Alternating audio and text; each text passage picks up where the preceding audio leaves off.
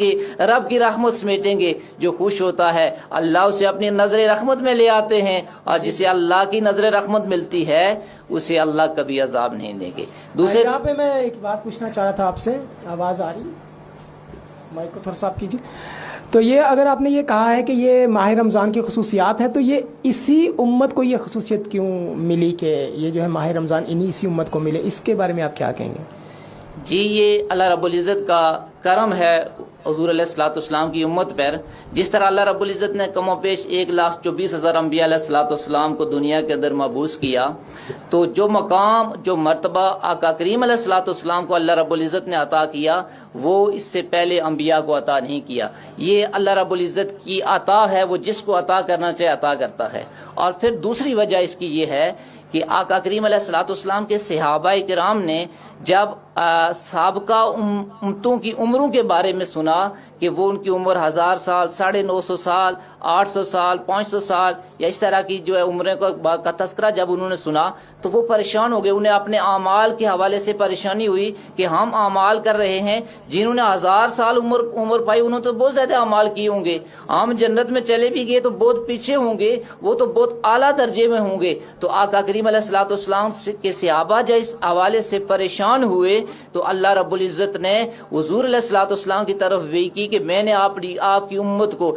ایسی ایسی راتیں عطا کر دی ہیں، ایسے ایسے مہینے عطا کر دیے، ایسے ایسے دن عطا کر دیے ہیں، اور ان کے اندر ایسی ایسی عبادات میں نے عطا کی ہیں کہ جو ان کو ادا کرے گا اس کا اجر و ثواب جو ہے وہ 1000 سال پڑھنے والوں سے بھی اسے زیادہ عطا کر دیا جائے گا.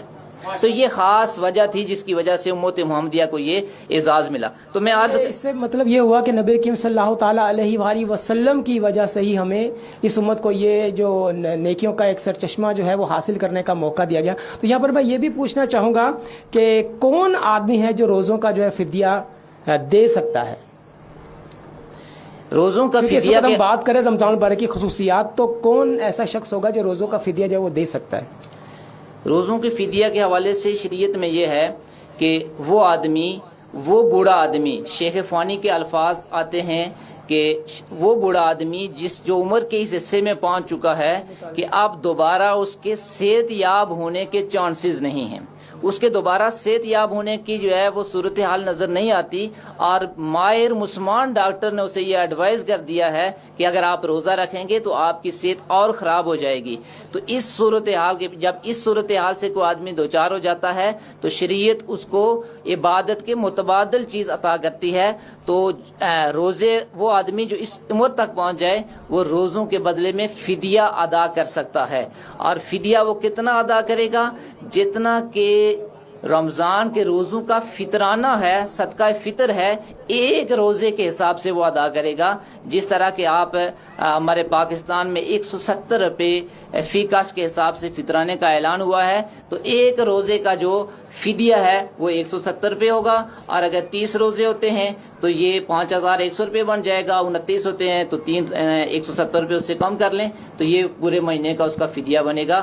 تو یہ روزے کا فدیہ وہ آدمی ادا کر. علامہ صاحب، ایک اور جو فدیے کا آپ نے بھی مسئلہ یہاں پہ بیان کیا ہے، میں یہ چاہوں گا کہ اسے تفصیلاً جو ہے وہ آپ بتا دیں کہ جس طرح کہ ہمارے پاکستان میں روزمرہ کی روٹین کے مطابق ہر رمضان میں زیادہ تر جو مالی لحاظ سے بہت مستحکم لوگ ہیں، ٹھیک ہے، تو وہ بھی فطرانہ جو ہے وہ گندم کے حساب سے دیتے ہیں. لیکن ایسا نہیں ہے کہ جتنا جس بندے کو اللہ نے نوازا ہوا ہے وہ اس کے حساب سے دیتا رہے گا. کھجور کا بنتا ہے، پھر جو کا بنتا ہے، پھر اسی طرح کشمش جو میوہ ہے اس کا بنتا ہے. تو یہ بھی تھوڑی سی میں چاہوں گا کہ آپ اس حوالے سے وضاحت کر دیں. ہمارے اکثر دیکھنے میں آیا ہے کہ جن کے اوپر اللہ تعالیٰ کا مالی لحاظ سے بہت زیادہ کرم ہے وہ بھی جو ہے نا وہ اپنا فطرانہ جو ہے وہ اسی کا دیتے ہیں، گندم کا.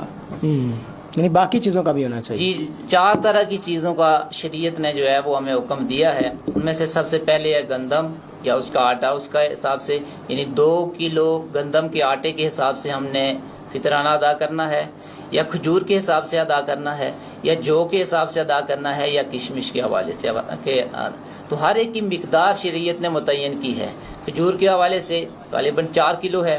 اسی طرح जौ के हवाले से और किशमिश के हवाले से जो उनका मार्केट में रेट है उसके मुताबिक 4 किलो का जो रेट बनता है, साहिब इस्तिताअत आदमी के ऊपर लाजम है कि वो अपनी जितनी उसको अल्लाह ने जितना ज़्यादा दिया है उसी के मुताबिक वो सदका फितर पे ज़्यादा ही अदा करे, क्योंकि ये कम से कम है। जिस तरह ईमान के 3 दर्जे हैं कि सबसे अफजल दर्जा ये है, दरमियाना ये है, सबसे कम ये है कि तुम कोई बुरी बात देखो तो सबसे कम दर्जा ये है कि वो तुम उसको दिल